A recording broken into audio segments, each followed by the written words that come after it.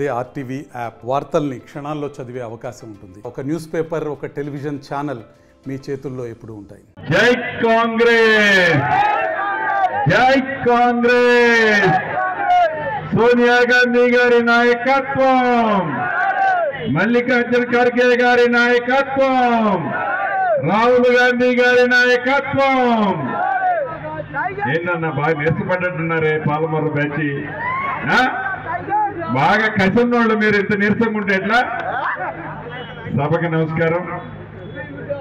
సభాధ్యక్షులు, మండల కాంగ్రెస్ పార్టీ అధ్యక్షులు యాదవన్న గారికి, టౌన్ కాంగ్రెస్ పార్టీ అధ్యక్షులు సీనన్నకు, ఈరోజు పాలమర్రు న్యాయయాత్ర సందర్భంగా దేవరకద్ర నియోజకవర్గంలో కొత్తకోట టౌన్లో పాలమర్రు న్యాయయాత్ర సందర్భంగా నన్ను ఇక్కడికి ఆహ్వానించిన మీ అందరి అభిమాన నాయకుడు, మీ అందరి దీవెనలతో, మొన్న అధ్యక్ష అనే విధంగా మీ దీవెనలతో శాసనసభ్యుడైన తమ్ముడు జిఎంఆర్ గారికి, అదే రకంగా మరొక సహచర శాసనసభ్యులు జిఎంఆర్ గారి, మన మెగారెడ్డి గారికి, అదే రకంగా ఇంకొక సహచర శాసనసభ్యులు అనిరుద్ధ్ రెడ్డి గారికి, ఇంకొక సహచర శాసనసభ్యుడు శ్రీహరి గారికి, వేదిక మీద ఉన్న డిసిసి అధ్యక్షులు, మండల కాంగ్రెస్ పార్టీ అధ్యక్షులు, గ్రామ కాంగ్రెస్ పార్టీ అధ్యక్షులు, వివిధ హోదాల్లో ఉన్న కాంగ్రెస్ పార్టీ నాయకులు, అదే రకంగా ఈ కార్యక్రమానికి పెద్ద ఎత్తున హాజరైన కాంగ్రెస్ కుటుంబ సభ్యులందరికీ, ప్రింట్ అండ్ ఎలక్ట్రానిక్ మీడియా మిత్రులకు, ముఖ్యంగా ఈ మహబూబ్ నగర్ పార్లమెంటులోని 7 నియోజకవర్గాల్లో అక్కడ రాహుల్ గాంధీ గారి న్యాయ యాత్రకి మద్దతుగా పాలమర్రు నియోజకవర్గ పార్లమెంటు పరిధిలో గడిచిన కొన్ని రోజుల నుంచి విస్తృతంగా పర్యటిస్తున్న నా తమ్ముడు, ఏఐసిసి ప్రధాన కార్యదర్శి, మాజీ శాసనసభ్యులు, సిడబ్ల్యూసి ప్రత్యేక ఆహ్వానితులు, తమ్ముడు, మిత్రులు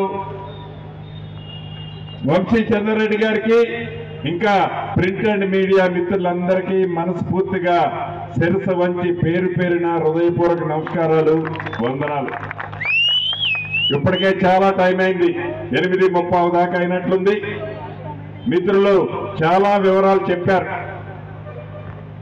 ఈ పాలమూరు రంగారెడ్డి జిల్లా అంటే బాగా వెనుకబడ్డ జిల్లా. ఈ ప్రాంతాన్ని అభివృద్ధి చేయాలి అని ఆనాడు దివంగత నేత రాజశేఖర్ రెడ్డి గారు ముఖ్యమంత్రిగా ఉన్నప్పుడు ఏదైతే ఈ కృష్ణా పరివాహక ప్రాంతం ఉండి పక్కనే నీరు పోతున్న ఈ పాలమూరు జిల్లా వలసల జిల్లా ఉంది. ఈ పాలమూరు జిల్లా దుర్భిక్ష పరిస్థితిలో ఉంది.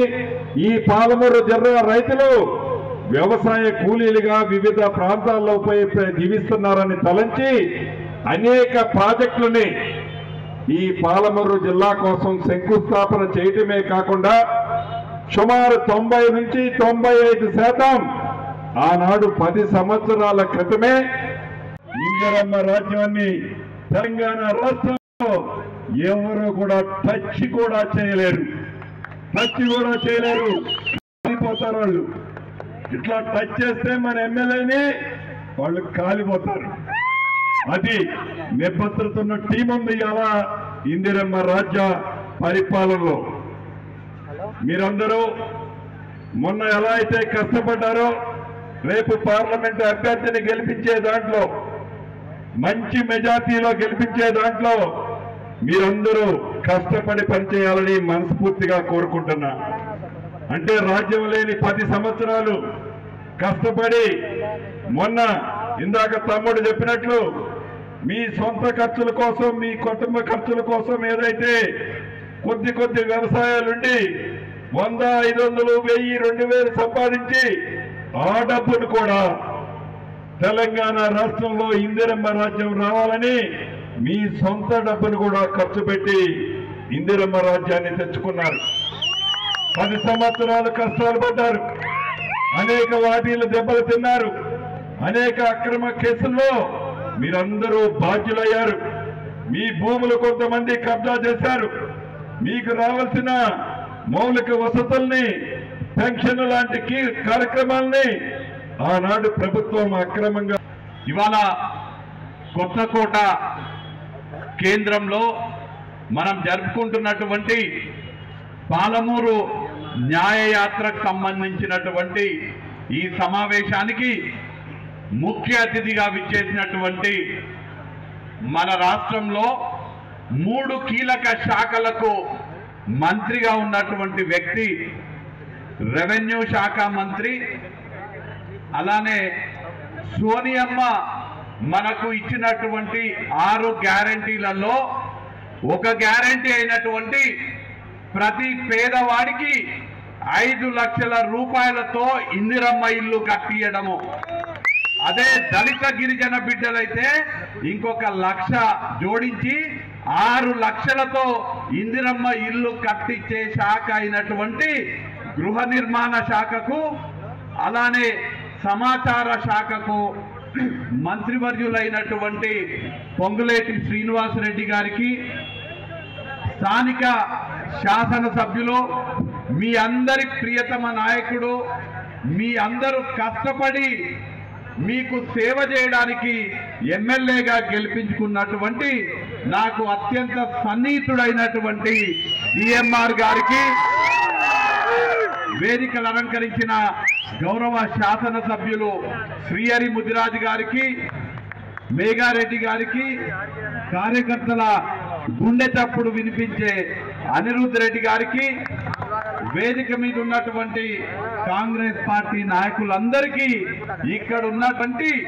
ఇవాళ రాష్ట్రంలో కాంగ్రెస్ పార్టీ అధికారంలో ఉన్న రేవంత్ రెడ్డి గారు ముఖ్యమంత్రి అయినారంటే, పొంగులేటి శ్రీనన్న మంత్రి అయినారంటే, ఇక్కడ ఉన్నటువంటి శ్రీహరన్న, మదన్న, అనిరుద్ధన్న, మేఘారెడ్డి అన్న శాసనసభ్యులు అయినారంటే దానికి ముఖ్య కారణమైనటువంటి ఇక్కడ ఉన్నటువంటి కాంగ్రెస్ పార్టీ కార్యకర్తలకు, పాత్రికేయ మిత్రులకు అందరికీ పేరు పేరున నమస్కారాలు తెలియజేస్తున్నాను.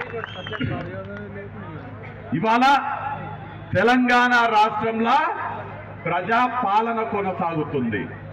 కాంగ్రెస్ పార్టీ అధికారంలో ఉంది. మరిన్ని వీడియోస్ కోసం ఛానల్ ని సబ్స్క్రైబ్ చేయండి, లేటెస్ట్ అప్డేట్స్ కోసం వాట్సాప్ ఛానల్ ని ఫాలో చేయండి అండ్ లింక్ డిస్క్రిప్షన్ లో ఉంది.